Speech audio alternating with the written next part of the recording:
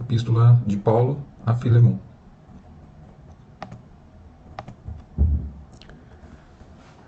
Assim nos diz a palavra do Senhor.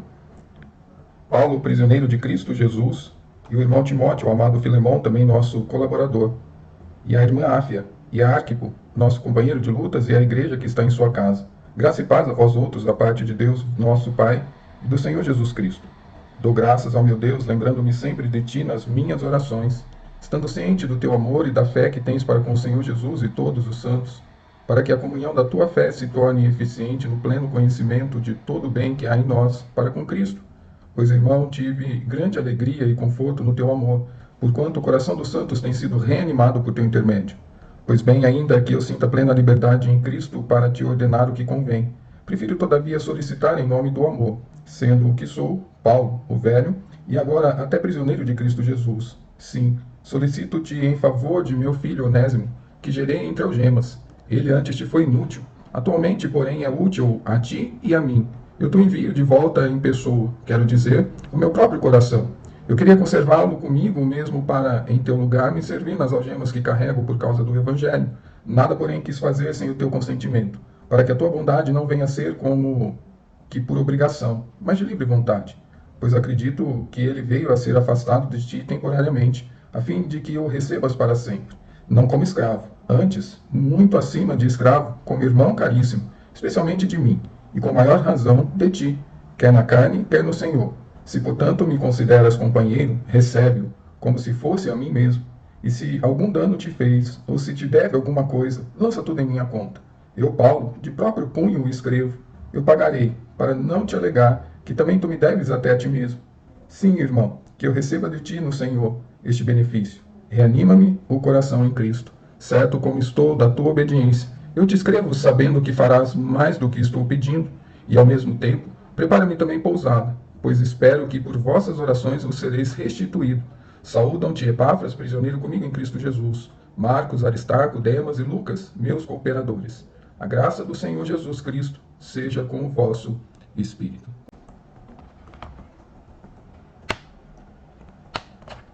No ano de 2019, foi lançado um filme que acredito que muitos já devem tê-lo assistido, intitulado de 1917. O filme conta a história de dois soldados na Primeira Guerra Mundial que recebem ordens aparentemente impossíveis de serem cumpridas. E então, em uma corrida contra o tempo, eles passam a atravessar o território inimigo para entregar uma mensagem que poderá salvar 1.600 companheiros do exército deles que estão prestes a entrar, a cair numa emboscada realizada pelos alemães.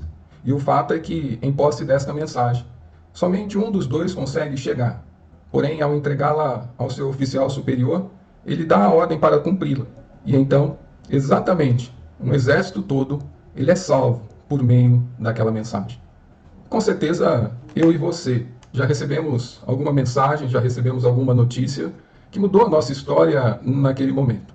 Pode ter sido o resultado de um concurso, pode ter sido talvez uma entrevista que foi realizada, pode ter sido o resultado de um vestibular, pode ter sido um diagnóstico médico, pode ter sido também a notícia, uma mensagem que relatava a perda de alguém, de algum ente querido, de algum conhecido. Enfim, todos nós com certeza já recebemos mensagens, notícias que transformaram a nossa vida, que mudaram o rumo da nossa vida.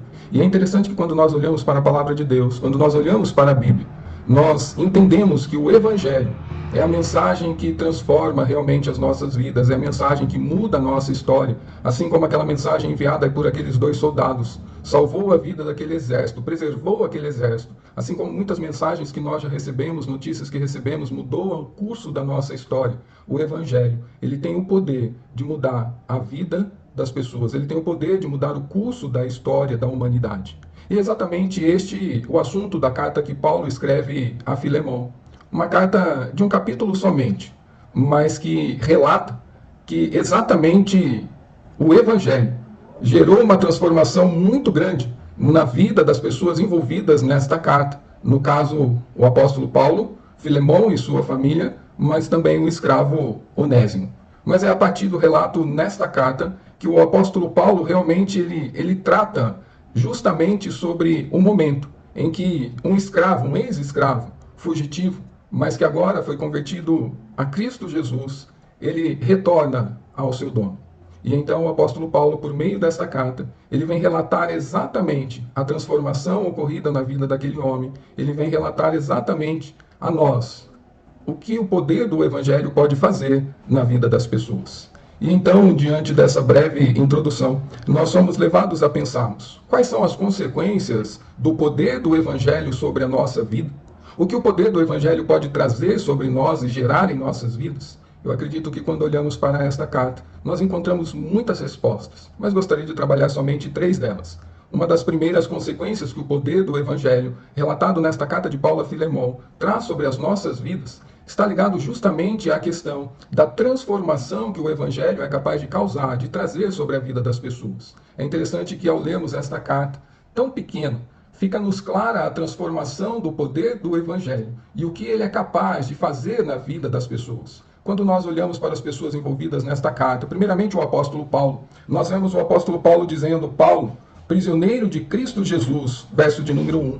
É interessante Paulo usar estas palavras, prisioneiro de Cristo Jesus, porque na verdade quando nos lembramos quem foi o apóstolo Paulo, nós começaremos a entender o poder que o evangelho tem de transformar a vida das pessoas. Este apóstolo que hoje está se denominando prisioneiro de Cristo Jesus, um dia foi um perseguidor implacável, um judeu, um cidadão romano, alguém que caçava cristãos, alguém que em posse de cartas prendia cristãos para mandá-los para a cadeia, para julgá-los. E então este homem implacável, este homem que era um perseguidor, agora está do outro lado, justamente porque na estrada a caminho de Damasco, ele teve um encontro com Cristo Jesus. E neste encontro com Cristo Jesus, foi exatamente o momento em que a sua vida começou a ser transformada. E então aquele homem implacável, aquele perseguidor de cristãos, agora é um prisioneiro. Não um prisioneiro simples, mas um prisioneiro de Cristo Jesus. Que por conta do evangelho ter transformado a sua vida, ele coloca agora a sua vida nas mãos do Senhor, a serviço do Senhor, à disposição do Senhor. E então ele está disposto a arcar com as consequências que o evangelho traz sobre ele. Mas não somente ele podemos observar a transformação de vida. Quando nós olhamos para a vida de Filemão e sua família relatada nesta carta, nós entendemos que Filemão, ele era um senhor de escravos. E sendo um senhor de escravos naquela época, isso indica que ele era um homem de muitas posses, ele era um homem rico, ele era um homem de prestígio. E os senhores de escravos naquela época, eles eram homens implacáveis, justamente porque eles tinham que tratar os seus escravos da maneira como eles deveriam ser tratados, ou seja, como ferramentas vivas. A vida dos escravos estava nas mãos dos seus senhores. Se o senhor de escravos ordenasse que eles vivessem, eles viveriam. Mas se o senhor de escravos ordenasse que eles morressem, eles morreriam. Mas nós estamos diante de um homem aqui agora, um senhor de escravos, que um dia, quando Paulo estava na cidade de Filipos, onde permaneceu por 3 anos, onde a igreja começou ali na casa de Lídia, Paulo começou a evangelizar aquela região. E então, Filemão, por intermédio do apóstolo Paulo, ele conhece ao evangelho, ele conhece a mensagem de Cristo Jesus. Então esse homem que era um senhor de escravos, esse homem de muitas posses, esse homem também de punho forte, ele se torna um servo do Senhor Jesus. E agora, nós vemos no relato desses textos aqui que foram lidos, que agora é um homem que é um exemplo de amor e fé, verso de número 5, onde o verso de número 9 nos fala que ele é um homem submisso, onde também nós podemos ver que este homem agora é um exemplo de pessoa no meio da cidade dele. Nós vemos que não somente ele, mas também a sua esposa, que o apóstolo Paulo relata aqui, Áfia, que era esposa de Filemão, e Arquipo, que era filho de Filemão e Áfia. Agora a família toda, transformada pelo poder do evangelho, tem uma igreja em sua casa. Exatamente o que o apóstolo Paulo fala no verso de número 2, e a igreja que está em sua casa. Nós estamos vendo aqui um homem agora que é capaz de pegar os seus bens, é capaz de pegar as suas posses e colocar à disposição do reino. Ele é capaz de acolher em sua casa pessoas para ouvir do evangelho. Ele é capaz de pegar pessoas de várias classes sociais e aceitá-las ali entre eles, justamente porque o apóstolo Paulo, ele pretende nos mostrar por meio dessa carta a transformação que o evangelho é capaz de trazer sobre a vida das pessoas. Mas não somente isso. Ao olharmos para esta carta, vemos a transformação também na vida de Onésimo, um ex-escravo. O verso de número 11 nos fala que um dia ele foi um homem inútil para Filemão. E este escravo, que foi conhecido como inútil, ele um dia fugiu. E ao fugir ele desrespeita ao seu senhor. Mas não somente isso. Ao fugir ele rouba também quantia de dinheiro de Filemão para poder se manter e ir para Roma. Ao fugir ele desrespeita as leis. Era um homem totalmente insubmisso, era um homem totalmente sem serventia alguma, que o apóstolo Paulo diz, esse homem um dia foi inútil, um ladrão, mas que porém um dia foi preso. E adivinhem quem ele conheceu na prisão? O apóstolo Paulo. E o apóstolo Paulo nos fala nos versos de número 11 e 13 que este homem, que um dia o conheceu na prisão, eu queria conservá-lo comigo, mesmo para que em teu lugar me servir nas algemas que carrego por causa do evangelho. Este escravo inútil, insubmisso, desobediente, ladrão, ao conhecer o evangelho, tornou-se útil não somente para o apóstolo Paulo, mas tornou-se útil para a obra do Senhor. E o apóstolo Paulo agora quer restituir este homem ao seu ex-senhor, Filemão. E então o apóstolo Paulo diz que a Filemão, que este homem agora, ele recebe a sua confiança. Quando nós olhamos para o verso de número 18, Paulo diz para Filemão, olha, se Onésimo te causou algum dano, ou se ele te deve alguma coisa, eu confio nele, lança tudo em minha conta. E eu, Paulo, de próprio punho, o escrevo, eu pagarei, para não te alegar que também tu me deves até a ti mesmo. A transformação na vida daquele ex-escravo foi tão grande, que o apóstolo Paulo foi capaz de escrever a Filemão dizendo a ele, se você quiser cobrar alguma quantia deste homem, se ele tiver que restituir alguma coisa para você, pode cobrar de mim. Porque a transformação que Cristo Jesus fez na vida dele foi algo grandioso. E eu confio nele. Eu sei que ele está sendo usado por Deus não somente para me abençoar, mas abençoar a vida do Senhor também, a obra do Senhor também. E então, por meio dessa carta, exatamente, por meio da vida de Paulo, por meio da vida de Filemão e sua família, e por meio da vida de Onésimo, o ex-escravo, nós vemos o poder que o Evangelho tem de transformar a vida das pessoas. E é exatamente assim que o Evangelho, que o próprio apóstolo Paulo nos fala, que é o poder de Deus para a salvação, ele não mudou, pois continua salvando vidas e transformando vidas por onde ele passa, aonde ele chega. Efésios capítulo de número 2, verso de número 1, fala-nos exatamente sobre o momento em que nós estávamos mortos em nossos delitos e pecados e Cristo Jesus nos deu vida, transformando-nos, lembrando-nos das palavras de Jesus a Nicodemos, fazendo-nos nascer de novo, nos tornando novas pessoas, recebendo novas vestes, recebendo um novo nome, recebendo nova forma de pensar, nova possibilidade de viver novidade de vida. O Evangelho, aonde ele chega, ele leva a transformação. Exatamente porque nós devemos que entender que Cristo Jesus, na cruz do Calvário, ele já conquistou tudo o que nós precisávamos. O fato é que muitas vezes nós vivemos a nossa vida como cristãos, achando que nós precisamos alcançar ou conquistarmos as coisas. O fato é que Cristo já conquistou tudo, nós só precisamos nos apropriarmos daquilo que Cristo conquistou por mim e por você. Cristo na cruz do Calvário já conquistou a libertação da escravidão do pecado para nossas vidas. Nós só precisamos nos apropriar dessa verdade. Cristo Jesus, na cruz do Calvário, ele já conquistou a oportunidade de termos novidade de vida. Nós só precisamos nos apropriar dessa mensagem nova, dessa novidade, e passarmos então a buscar vivermos em novidade de vida. Cristo Jesus, na cruz do Calvário, já conquistou a paz para as nossas vidas, que excede todo o entendimento. Não somos nós que precisamos correr atrás para conquistarmos esta paz. A mensagem do Evangelho é justamente essa. Cristo Jesus, ele conquistou na cruz do Calvário, não somente a libertação do pecado, mas ele conquistou a paz, ele conquistou a remissão, ele conquistou a alegria, ele conquistou a questão da abundância de vida, ele conquistou a questão de vivermos em novidade de vida, ele conquistou a possibilidade de termos uma vida diferente, de anunciarmos as virtudes dele, daquele que nos chamou. Nós não precisamos conquistar mais nada, nós precisamos nos apropriarmos dessas verdades e passarmos a vivê-las na nossa vida, a colocá-las em prática no nosso dia a dia, assim como nós estamos vendo Paulo, assim como nós estamos vendo Filemão, assim como nós estamos vendo Onésimo. Eles simplesmente entenderam a mensagem e passaram a vivê-la. O Evangelho ainda continua transformando vidas. Lutero dizia que todos nós somos onésimos, porque éramos escravos, inúteis, e nada poderíamos oferecer para o nosso Senhor. Mas fomos alcançados pela graça, justamente porque Deus nos amou, ainda quando éramos pecadores, e enviou o seu Filho para a cruz do Calvário. Essa é a mensagem do Evangelho. É ela que traz transformação. Não somos nós que corremos atrás. Nós nos apropriamos daquilo que Cristo já conquistou por nós. E é muito bom vermos como Cristo, como o Evangelho continua a transformar vidas. Nós poderíamos citar muitos exemplos. O exemplo que a gente sempre tem em mente é de uma vez que, uma certa noite que nós saímos da igreja em Guarulhos, e havia uma rua de terra perto dela. E havia, já era aproximadamente umas 10, 10 e meia da noite, uma senhora deitada no meio da rua, no meio da terra. E aquela senhora rolava para lá e para cá.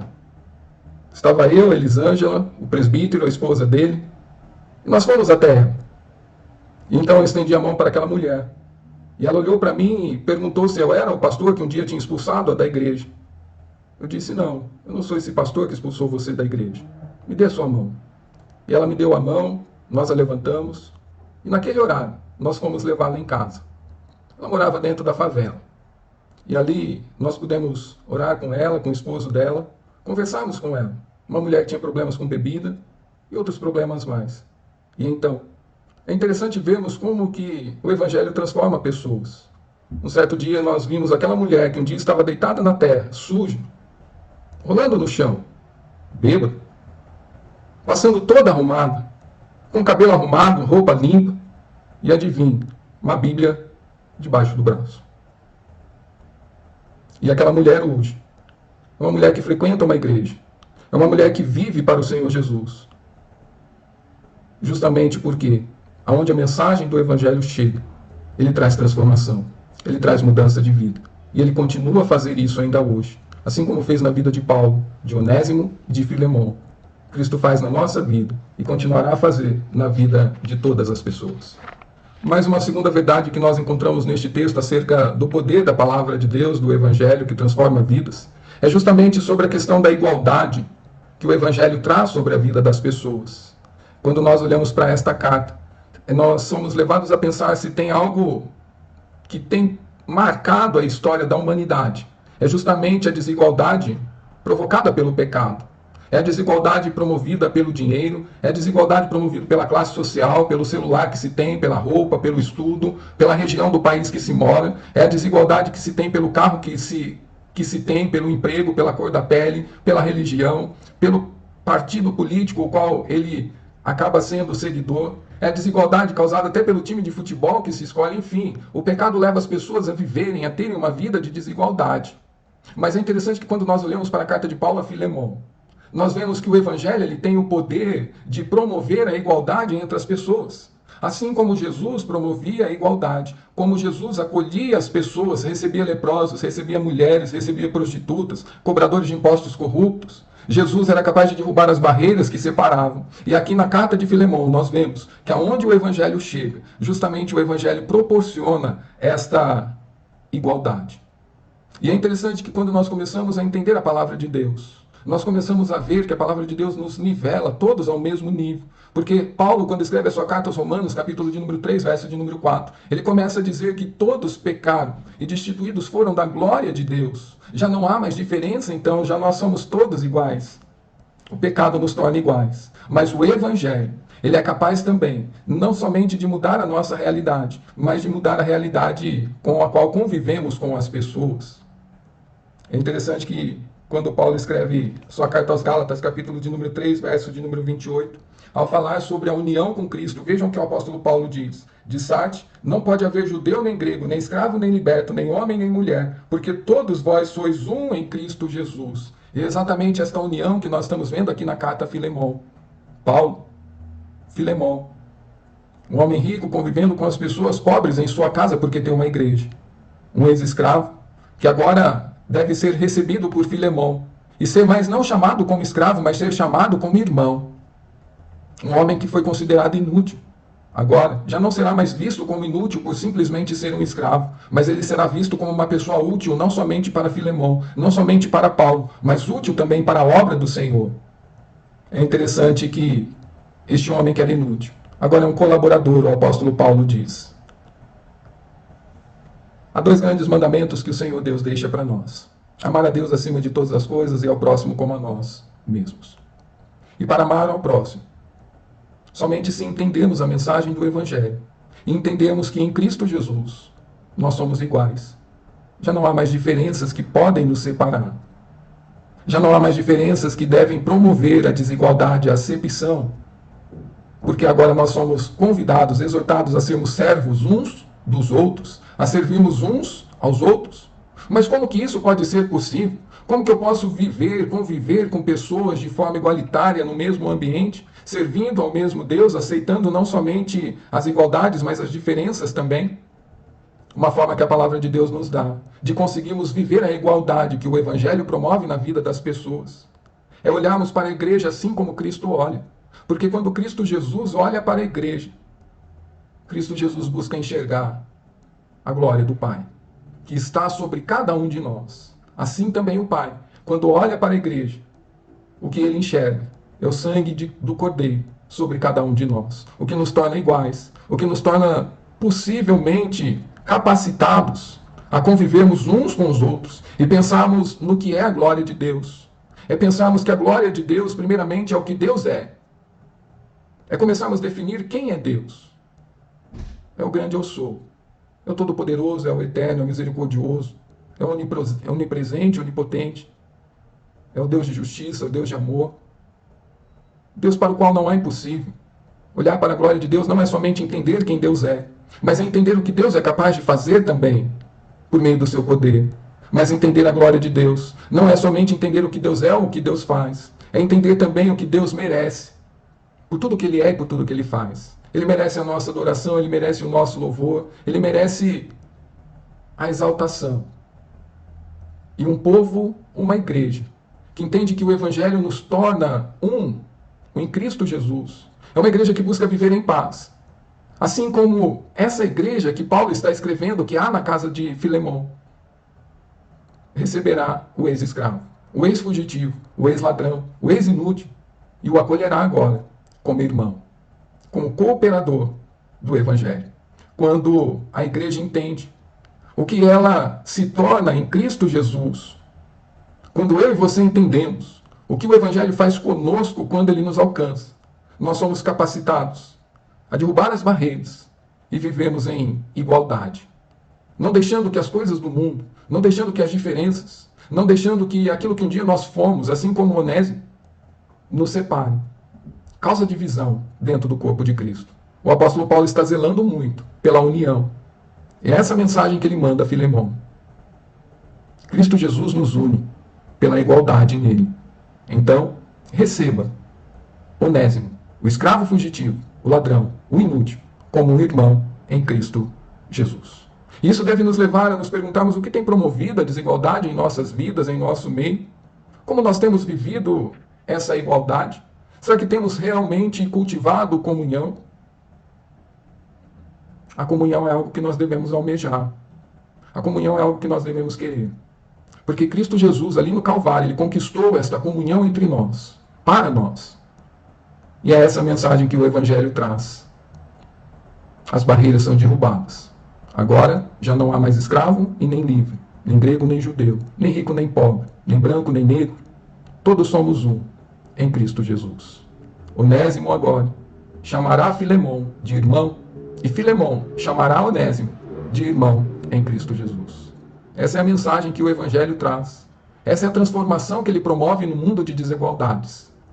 Ele traz a união, ele traz a comunhão e a igualdade entre as pessoas no corpo de Cristo. Mas ao olharmos para a carta de Filemão, um outro fator que nós entendemos que é consequência do poder do Evangelho sobre a nossa vida, e é bem interessante, é a capacidade de perdoar. Ler a carta de Filemão é aprender sobre o perdão. Pois o apóstolo roga àquele homem que um dia se converteu aos seus pés, verso de número 12. Eu te envio de volta em pessoa, quero dizer, o meu próprio coração. Como eu disse lá atrás, Filemão um dia ouviu da boca do apóstolo Paulo a mensagem do Evangelho que transformou a sua vida. A mensagem do Evangelho que o levou a viver uma vida de igualdade. Mas o apóstolo Paulo também ensinou a Filemão a mensagem do Evangelho que fala sobre perdão. E agora o apóstolo Paulo está convocando Filemão a receber aquele que um dia lhe desrespeitou. O apóstolo Paulo está convocando a Filemão a receber de volta aquele que um dia o abandonou, aquele que um dia o roubou, aquele que um dia o desrespeitou. E com certeza, diante da nossa humanidade, isso não seria fácil para Filemão. Porque com certeza Filemão muito ficou magoado com a atitude de Onésimo, de fugir, de abandoná-lo, de roubá-lo. E como o Senhor, com certeza, ele teria o direito de castigá-lo, até mesmo de matá-lo, se assim o desejasse. Mas a mensagem que o apóstolo Paulo está trazendo para ele é simplesmente essa: receba, em boas palavras, perdoe ao que Onésimo fez a você. E assim nós aprendemos algumas lições acerca de como o Evangelho nos ensina a perdoar. Primeiramente, nós aprendemos que para lançarmos o perdão, nós devemos olhar com amor. Veja o que o apóstolo Paulo diz nos versos de número 8 e 9. Ele diz o seguinte: pois bem, ainda que eu sinta plena liberdade em Cristo para te ordenar o que convém, prefiro todavia solicitar em nome do amor, sendo que sou Paulo, velho e agora até prisioneiro de Cristo Jesus. Paulo não quer forçar, não quer obrigar Filemão a perdoar a Onésimo. Paulo está dizendo, pela autoridade que eu tenho, e por ser pai da fé de você, eu poderia te ordenar, mas eu não vou te ordenar. Eu vou te solicitar que, em nome do amor, você receba esse ex-escravo. O caminho do perdão começa a olhar para nós e começa a nos convidar a olharmos para as pessoas que um dia nos ofenderam, assim como Onésimo ofendeu a Filemão, que nos machucaram, a olharmos com amor. Mas que amor é esse? É simples.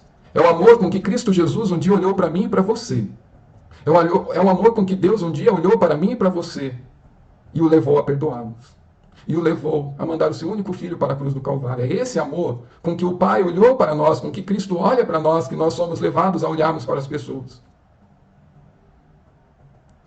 Paulo está dizendo, te solicito que olhe para a questão, que olhe para a vida deste homem com amor, com obediência, submissão a Deus, como conhecedores do que Deus é capaz de fazer por nós, pela sua misericórdia e graça, de nos perdoar de quando nós o ofendemos, de quando nós nos revoltamos contra Ele, de quando nós somos insubmissos contra Deus, de quando nós nos rebelamos contra Deus por meio do pecado. Deus é capaz de olhar com amor para nós. E é isso que Filemão está sendo chamado a fazer. O caminho do perdão, ele passa pelo olhar de amor para a pessoa que nos ofendeu. Assim como o olhar de amor que Deus nos olha quando nós o ofendemos. Mas o apóstolo Paulo também trata de que o perdão, ele proporciona alegria. Quando nós olhamos para o verso de número 20, sim, irmão, que eu receba de ti no Senhor este benefício, reanima-me o coração em Cristo. O apóstolo Paulo está dizendo a Filemão, olha Filemão, se você for capaz de perdoar em amor ao que Onésimo te fez, saiba você que eu receberei de você um grande benefício. A alegria de ver você perdoando a Onésimo e Onésimo recebendo o perdão da sua parte. Você me reanimará por meio dessa sua postura, por meio dessa sua atitude. E eu acredito que não somente o apóstolo Paulo se reanimaria, eu acredito que não somente o apóstolo Paulo se alegraria, mas eu creio que todas as vezes que somos capazes de olhar com amor e perdoar as pessoas que nos ofenderam, Deus, se assim podemos pensar, expressa um largo sorriso em seu rosto, ao ver que nós entendemos que assim como Ele nos perdoa, nós estamos perdoando ao nosso próximo. Basta nos lembrarmos da história daquele que devia muito dinheiro ao seu senhor e foi perdoado. Mas ao voltar perdoado, no meio do caminho, ele encontra alguém que lhe devia pouco dinheiro, mas não foi capaz de perdoá-lo. Isso causou uma revolta muito grande no seu senhor, no rei, que o mandou prendê-lo e o mandou para ser castigado. Justamente porque todas as vezes que nos recusamos a liberar o perdão, a olhar para as pessoas com amor, assim como Deus faz conosco, isso entristece a Deus. Mas isso também atrai sobre nós a ira de Deus. Porque Ele é capaz de nos perdoar. E nós fazemos essa oração, Pai, perdoa as nossas dívidas, assim como perdoamos aos nossos devedores. Porém, quando os onésimos estão diante de nós não somos capazes, muitas vezes, de olharmos com amor. E começamos e continuamos a olharmos com o desejo de vingança. Só que nós precisamos entender que quando nós perdoamos, nós estamos passando o direito de vingança ao Senhor, justamente porque Ele diz em Romanos de número 12, verso 19, a mim pertence a vingança e eu retribuirei. Quando nós perdoamos, nós abrimos mão de fazer justiça com as nossas próprias mãos e entregamos nas mãos daquele que é justo para fazê-lo. Perdoar é um caminho que proporciona alegria não somente a Deus, mas às pessoas que estão à nossa volta também. O Venerando Hernandes diz que os que foram perdoados devem perdoar. Quem foi liberto deve despedaçar os jugos. Quem foi alcançado pela graça deve ser canal de graça. Quem experimentou o amor de Deus deve repassá-lo à frente, adiante. Deus, Romanos capítulo 5, 9 e 11, Deus nos amou, ainda sendo nós pecadores. E foi capaz de enviar o seu Filho para a cruz do Calvário em nosso lugar. Quando nós olhamos para Lucas, capítulo de número 7, versos 48 a 50, nós temos um momento em que o Senhor Jesus, durante um jantar, perdoa os pecados de uma mulher que lava os seus pés, que chora aos seus pés, que enxuga os pés de Cristo com os seus cabelos. Ele então disse à mulher: perdoados são os teus pecados. Os que estavam com ele à mesa começaram a dizer entre si: quem é este que até perdoa pecados? Mas Jesus disse à mulher: a tua fé te salvou, vá em paz. Quando nós entendemos o que está acontecendo aqui durante este jantar, o fato é que todos que ali estavam ficaram incomodados com a atitude daquela mulher pecadora que ali estava. E Jesus, percebendo isso, ele volta-se para aquela mulher e diz que ela foi alcançada pelo perdão dos pecados. Mas não somente isso, enquanto o povo ainda continua a questionar a Jesus, Jesus volta-se para aquela mulher e diz: a tua fé te salvou, vai-te em paz. É interessante pararmos para pensar no que está acontecendo aqui. O fato é que o perdão de Cristo Jesus, seja o perdão passado ou o perdão no presente, ele concede paz futura para as nossas vidas. O perdão que recebemos da parte de Cristo Jesus traz paz para a nossa alma, assim como ele está dizendo para esta mulher: vai-te em paz. Ou seja, aqueles pecados que te atormentavam, aquilo que te incomodava de dia e de noite, mediante o meu perdão, já não te incomodarão mais. Pode ir em paz, porque o perdão presente concede paz futura. E quando nós somos capazes de perdoar, nós não somente estamos tirando peso, mas nós estamos lançando também paz, não somente sobre a nossa vida, mas sobre a vida das pessoas, como Jesus está fazendo aqui. O perdão é libertador. Liberta não somente quem o dá, mas quem o recebe também. Vai-te em paz. E então nós podemos concluir. O filme 1917 fala de uma mensagem que mudou a vida de aproximadamente 1.600 homens, que não caíram numa emboscada naquele dia, que não morreram naquele dia. Mas quando nós olhamos para a nossa realidade, quando nós olhamos para essa carta a Filemão, nós entendemos que nós também, assim como Onésimo, éramos escravos do pecado. Assim como Onésimo, nós fomos perdoados sem merecermos. Assim como Onésimo, nós fomos transformados de inúteis em pessoas úteis para a obra do Senhor, para o Senhor. Assim como Onésimo, nós fomos acolhidos na família de Deus, nós nos tornamos co-herdeiros com Cristo. Assim como Onésimo, nós fomos inseridos num corpo, transformados, que agora podemos viver em igualdade, porque esta mensagem que nos alcança derruba as barreiras, mas também nós somos capazes de viver em paz, porque com o mesmo perdão que fomos alcançados, nós somos agora desafiados a liberá-lo para as pessoas, para que assim também possamos viver em paz. E o apóstolo Paulo termina esta carta justamente dizendo que sabia que Filemão faria muito mais do que Paulo simplesmente estava pedindo. Com certeza, Filemão não só recebeu Onésimo de volta, foi capaz de acolhê-lo com um fraterno abraço e de chamá-lo como irmão, e de conviver com ele naquela igreja que havia em sua casa, juntos, para cooperar na expansão do reino de Deus, para juntos levarem adiante a mensagem do Evangelho. Aquilo que Cristo Jesus já conquistou na cruz do Calvário por mim e por você. Agora, só nos cabe nos apropriarmos dessas verdades e passarmos a vivê-la na nossa vida. Isso é o Evangelho. É a mensagem que transforma por meio daquilo que Cristo já conquistou. Que Deus nos ajude a vivermos esta verdade.